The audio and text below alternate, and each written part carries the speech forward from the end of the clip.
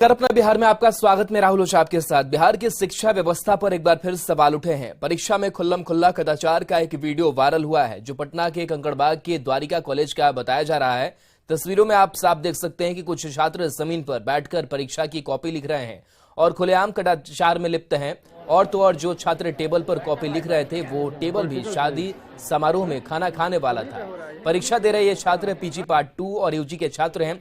परीक्षा हॉल की इस तस्वीर ने कॉलेज की कुव्यवस्था को सामने ला दिया है। वहीं कॉलेज के प्रिंसिपल डॉक्टर अरविंद कुमार ने इस हालात के लिए विश्वविद्यालय को जिम्मेदार ठहराया है।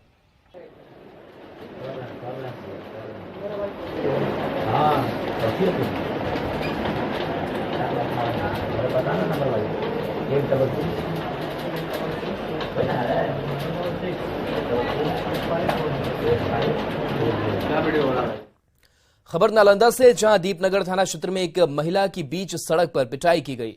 महिला को जानवर की तरह पड़ोसियों ने बीच सड़क पर पीटा, लेकिन तमाशबीन बने लोग खड़े हैं। महिला की पिटाई का वीडियो सोशल मीडिया पर वायरल हो रहा है। वीडियो वायरल होने के बाद पुलिस मामले की जांच करने में जुटी हुई है। इस घटना में जख्मी महिला को गंभीर हालत में सदर अस्पताल बिहार शरीफ में भर्ती कराया गया है। बताया जा रहा है कि जमीन विवाद को लेकर मारपीट हुई है।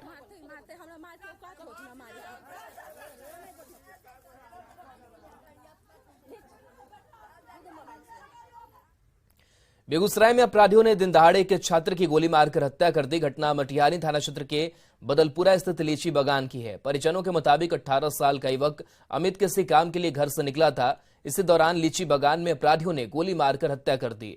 पुलिस के मुताबिक मृतक अमित का आपराधिक इतिहास रहा है और आर्म्स एक्ट के मामले में कई बार जेल जा चुका था। फिलहाल पुलिस पूरे मामले की छानबीन में जुटी हुई है।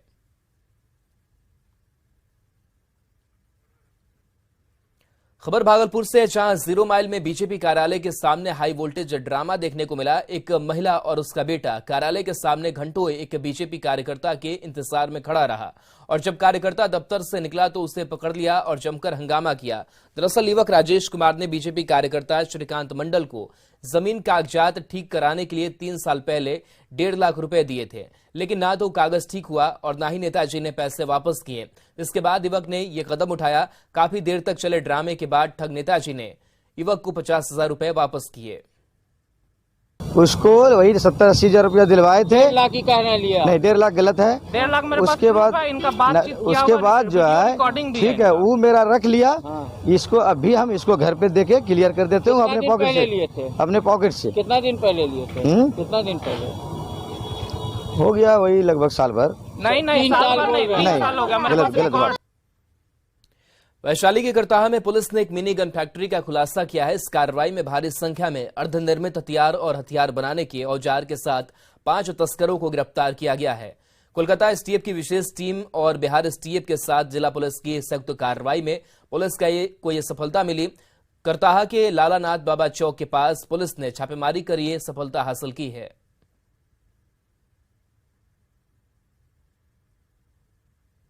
थाने से महज 1.5 किलोमीटर दूरी पे ये मिनी गन फैक्ट्री का जो था वो संचालन किया जा रहा था और बड़े पैमाने पे भारी मात्रा में जो है वो अर्धनिर्मित पिस्टल बरामद किया गया है और 5 जो हथियार के तस्कर हैं वो गिरफ्तार किए गए। लेकिन सबसे खास बात यह है कि ये कार्रवाई वैशाली पुलिस ने नहीं की। वैशाली पुलिस ने बल्कि कोलकाता एसटीएफ मतलब पश्चिम बंगाल एसटीएफ की पुलिस और बिहार एसटीएफ की पुलिस के साथ वैशाली पुलिस ने संयुक्त रूप से ये कार्रवाई की है। ये करताहा थाना परिसर है, आप देख सकते हैं, और करताहा थाना के जस्ट पीछे ये जहाँ पे जब्त सामानों को रखा जाता है वहाँ ये देखिए लेथ मशीन कितना भारी और कितना ये बड़ा लेथ मशीन है। आप इसको देखकर सहज ही अंदाजा लगा सकते हैं कि किस स्तर पे जो था यहाँ हथियार को बनाया जाता था और यहाँ से हथियार की तस्करी जो है वो पूरे बिहार के साथ साथ बंगाल में भी की जाती थी। सूत्रों के हवाले से ये जानकारी मिली कि बंगाल में हथियार के साथ अपराधी जो गिरफ्तार हुए थे उनकी निशानदेही पर और उनकी जानकारी पे जो है वो कोलकाता एसटीएफ की टीम यहाँ पहुंची और बिहार एसटीएफ से संपर्क किया, जिसके बाद कोलकाता एसटीएफ और बिहार एसटीएफ की टीम इस करताहा थाना क्षेत्र के जगदीशपुर गांव में पहुंची और जहां पे एक ईंट भट्ठा है, ईंट भट्ठा के पास ही ये पूरा अवैध जो हथियार का जो कारोबार था वो यहाँ पे आप समझ सकते हैं कि कितने बड़े स्तर पे यहाँ पे हथियारों की जो तस्करी की जाती थी। फिलहाल जो है इस मामले में अभी वरीय पुलिस पदाधिकारी जो है उनका स्पष्ट तौर पे ये कहना है कि अभी जांच और चल रही है और एक दो और ठिकाने जो हैं हथियार तस्करों का उनको चिन्हित किया गया है और उन ठिकानों पर भी दबिश दी जा रही है और पुलिस पदाधिकारियों की जो एक टीम है वो वहाँ पे गई है और छापेमारी करने में जुटी है। तो देखना होगा कि आगे क्या कुछ निकल कर आता है, लेकिन अभी तक जो वैशाली की उपलब्धि की मैं बात करूं तो वैशाली के करताहां थाने से ये बड़ी उपलब्धि है जहां पे एक बड़े मिनी गन फैक्ट्री का उद्भेदन किया गया और 5 हथियार तस्कर को गिरफ्तार किया गया है। Praful Kumar, news 18 Vaishali. Valmiki tiger reserve में सड़क पर शाम के वक्त एक बाघ का वीडियो सामने आया है। जंगल के रास्ते में उस वक्त एक बाघ अचानक सड़क पर आ गया। जब ग्रामीण उसी रास्ते से गाड़ी से गुजर रहे थे, बाघ का ये वीडियो गोवर्धना वन क्षेत्र के शेरवा दोन से सिमरहनी जाने के रास्ते का बताया जा रहा है। बाघ दिखने के बाद ग्रामीणों में वीडियो बनाने की होड़ मच गई। अब ये वीडियो तेजी से वायरल हो रहा है।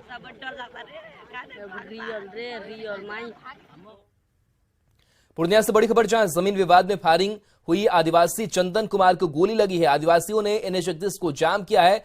गुलाबबाग गुंडा चौक के पास की यह घटना बताई जा रही है।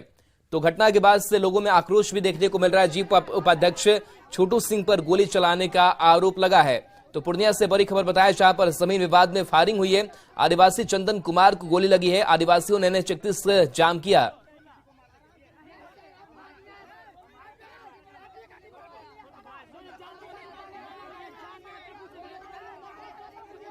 तो ये तस्वीर दिखा रहे हैं किस तरीके से घटना के बाद से लोगों में आक्रोश नजर आ रहा है।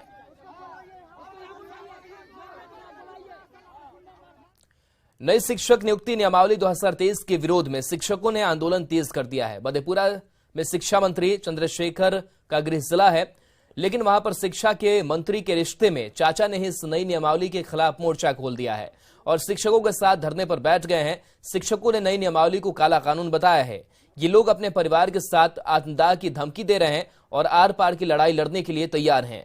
आंदोलन का जायजा लिया संवाददाता तुरबसु ने।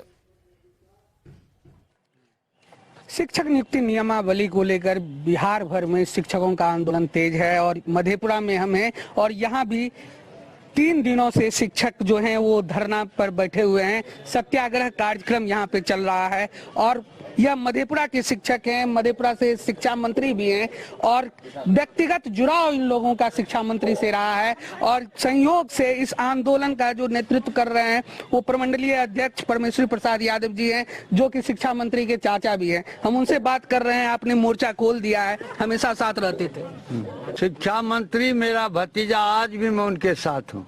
खून का रिश्ता कभी नहीं टूटता है। दूरदीन में भी साथ था, आगे भी दूरदीन होगा तब उनके साथ रहेंगे। लेकिन शिक्षक आंदोलन का जहाँ तक सवाल है, मैं शिक्षक आंदोलन के साथ हूँ और सरकार के विरोध में हूँ। क्योंकि कभी बात नहीं हुई जो इस तरीके का कानून बन रहा? कल बहुत 3-4 दफे बात हुई। उन्होंने मुझे कहा जो चाचा क्या क्या करना हमको कागज पर लिख करके दे दीजिए।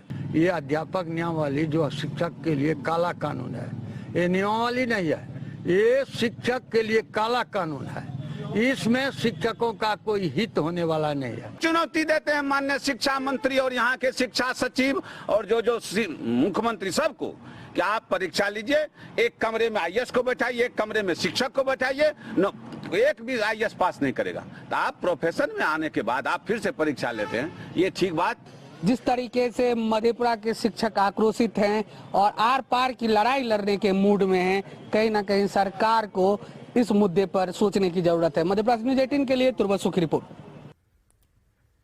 यूपीएससी की सिविल सेवा परीक्षा में इस बार भी NSCS के मार्गदर्शन परचम लहराया है। NSCS से मार्गदर्शन प्राप्त अभ्यर्थियों ने रिकॉर्ड तोड़ प्रदर्शन किया है।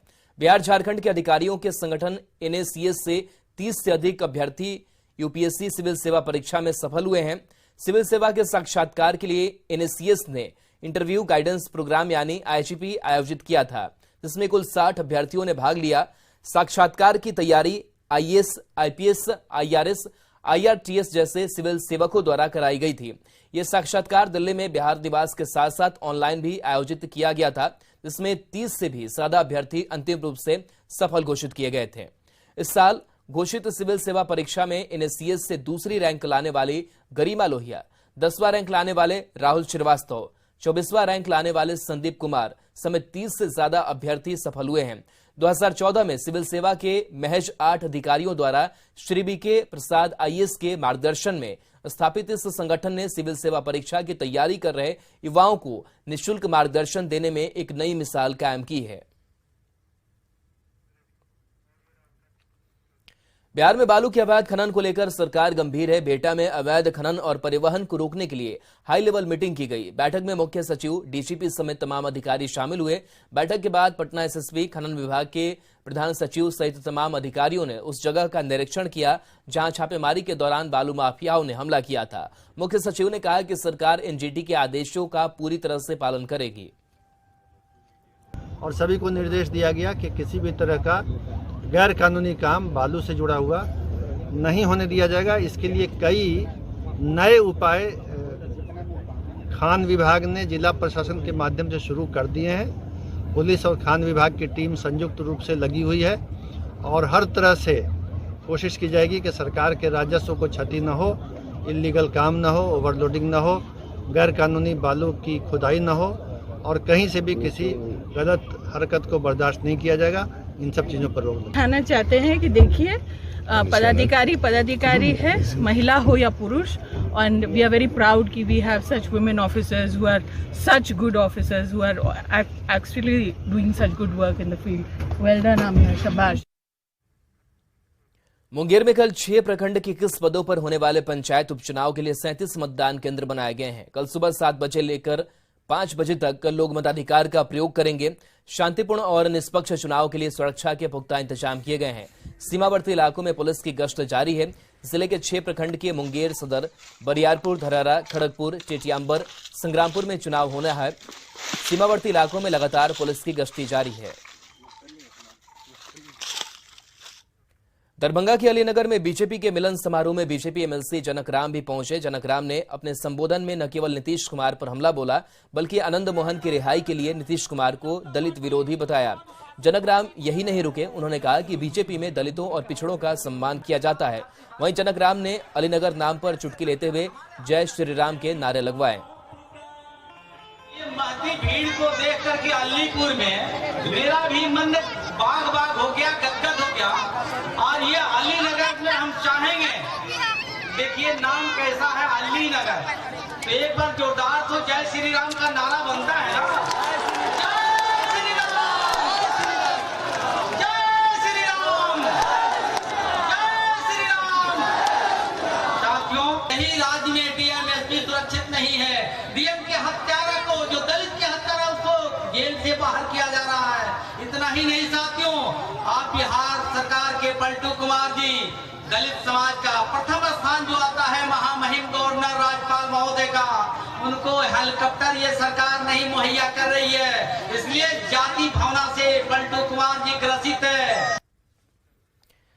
2000 के नोट बंद होने के बाद लोग इससे बैंकों में जमा करवा रहे हैं, लेकिन मंदिरों में पहले से अधिक नोट मिल रहे हैं। पटना हनुमान मंदिर की दानपेटी खोली गई जिसमें 2000 के कई नोट मिले हैं। मौके से ज्यादा जानकारी दे रही हैं हमारी सहयोगी विनीता मिश्रा। 2000 के नोट अब परिचलन से बाहर हो गए हैं। 2000 के नोट अब वापस लिए जा रहे हैं। ऐसे में जो श्रद्धालु हैं, जो महावीर मंदिर हमेशा आते हैं, वो 2000 के नोट दान पेटी में डाल रहे हैं। जी हाँ, हर हफ्ते महावीर मंदिर में दान पेटी खोली जाती है। इस हफ्ते भी दान पेटी खोली गई और दान पेटी में जो श्रद्धालु यहाँ महावीर मंदिर आते हैं, जो दान करते हैं, वो इन्हें ये लोग काउंट कर रहे हैं, गिन रहे हैं कि इस हफ्ते महावीर मंदिर में कितना चढ़ावा चढ़ाया गया है। जानकारी के मुताबिक महावीर मंदिर देश का दूसरा ऐसा मंदिर है जहां सबसे अधिक चढ़ावा चढ़ाया जाता है। नववेद्यम की भी खूब यहां खरीदारी होती है। ऐसे में सबकी निगाहें थी कि इस बार जब दान पेटी खुलेगी तो 2000 के नोट कितने मिलेंगे। 2000 के नोट भी यहां भक्तों ने चढ़ाए हैं और यहां वो गिने जा रहे हैं। 2000 के नोट अब बैंकों में वापस भी हो रहे हैं और महावीर मंदिर का दान पेटी खुल गया है। जो कैश हैं वो यहां गिने जा रहे हैं। किसी ने यहां खुदरा चढ़ाए हैं, कोई कैश चढ़ाया है तो 2000 के 4 नोट भी यहाँ मिले हैं। और ये इस बार एक हफ्ते का जो दान पेटी खोला गया है, एक हफ्ते में 4 2000 के नोट महावीर मंदिर में चढ़ावा चढ़ाया गया है। एक हफ्ते में इस बार कितना चढ़ावा आया है, अभी एक हफ्ते का खुला है, ये पहला दिन है, क्या अमाउंट है? अभी तो 7,41,000 अभी हुआ है, अभी और होना है। तो अभी अनुमानित है कि 2000 के कई और नोट निकलेंगे, आ सकते हैं, अभी कल भी है। लोगों के लिए निराशाजनक होंगे, लेकिन हमारे मंदिर की एक विशेषता है कि हम लोग न कोई 2 नंबर का पैसा लेते हैं, न कैश लेते हैं 10,000 से ज़्यादा। जिसको डालना रहता है भेंट पात्र में भी डालता है, लेकिन हमारे यहाँ आने वाले भक्त लोग हैं वही अपना 1 किलो लड्डू खरीदते हैं, आधा किलो लड्डू खरीदते हैं, 150 जो होता है डालते हैं, उसी से इसकी आमदनी 10 लाख रुपया प्रतिदिन। पटना के ऊर्जा स्टेडियम में कल से Bihar corporate cricket legal season 2 का आगाज होने जा रहा है। आयोजन के सचिव निशांत ने बताया कि इस टूर्नामेंट में 8 टीमें हिस्सा लेंगी, जिसकी सारी तैयारियां पूरी कर ली गई है। इस टूर्नामेंट में डे नाइट मैच होगा। टूर्नामेंट के लिए आयोजक की तरफ से अलग अलग टीमों के लिए अलग अलग टी शर्ट भी लॉन्च किया गया है। टूर्नामेंट का पहला मैच कल से शुरू हो रहा है, वहीं 30 मई को इस टूर्नामेंट का फाइनल मुकाबला खेला जाएगा। ऑलरेडी हमारे पास जो प्रपोज टीम थे वो 12 थे, उसमें से 8 हमने सेलेक्ट करा और इस बार टीम 6 से 8 हो गई। तो इस बार भी हम लोग इसको और भी बड़ा करने की कोशिश करेंगे और भी अच्छा करने की कोशिश करेंगे। कॉर्पोरेट लाइफ में ना बहुत हेक्टिक शेड्यूल होता है और उस बीच में स्पोर्ट्स को एंटर कराना एक अपने आप में एक मोटिवेशन फैक्टर होता है। तो इसलिए कॉर्पोरेट लीग हम लोगों ने कराया है कि कॉर्पोरेट से हट करके भी लोग